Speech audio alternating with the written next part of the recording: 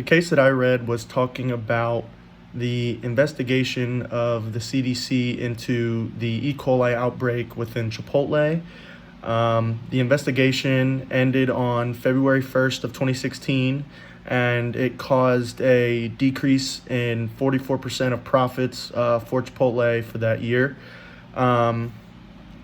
This led to a meeting company-wide for Chipotle on February 8th, where they talked about the new safety practices that they would like to put in place to prevent another outbreak.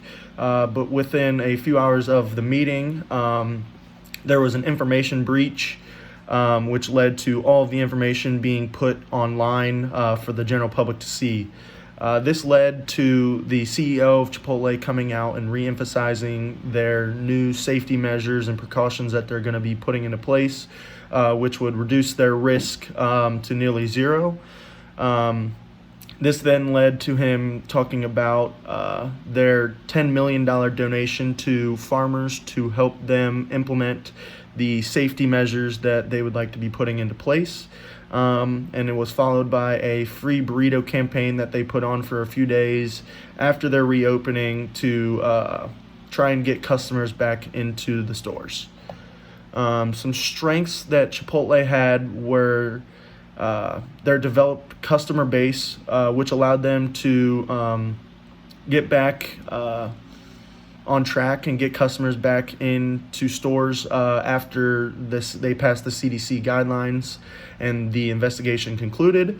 Another strength was that they were cleared by the CDC to reopen, and they passed all of the guidelines that they wanted them to cover. And third strength I have is that they advertised a new program which would reduce their risk to nearly zero.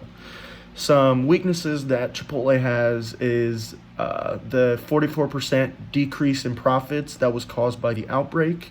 Another one would be that the outbreak was so serious that it caused a public investigation by the CDC. And a third one would be the breach of information after the company meeting. Some opportunities that Chipotle has to improve is the free burrito program to gain customers' trust back, which was very helpful for them to get customers back in stores. The $10 million donation that they made to farmers showed that they are very serious about this safety plan, that they're willing to implement it right away, and they want farmers to use it, and they're willing to compensate them for doing so. Also would be the revamped safety plan that they're wanting to put in place will help them prevent for another outbreak happening in the future. Some threats would be their atypical supply chain practices could possibly put them at a potential risk for another outbreak to occur in the future. Another threat would be in the event of another outbreak, an information breach is almost inevitable. If it happened this time, there's no doubt that it would most likely happen again. And another threat would be that the decrease in profits from this outbreak could cause them to lose customers and future profits, which would potentially cause them to close down for good.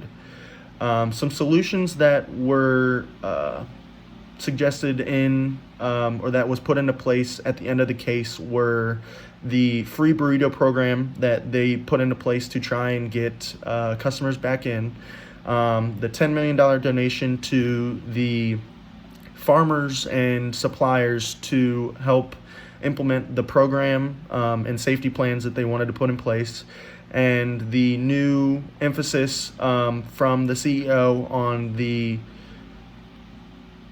safety plans is what they're trying to put in place.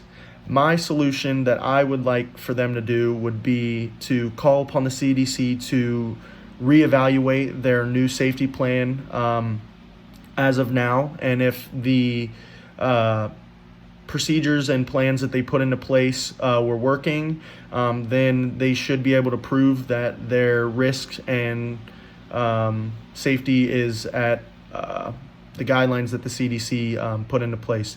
This could be a good plan for them, because this would prove to their customers that they are taking their safety serious, but it also could be harmful, because if they fail the CDC reinvestigation, then this could cause more harm than good and cause them to lose more customers.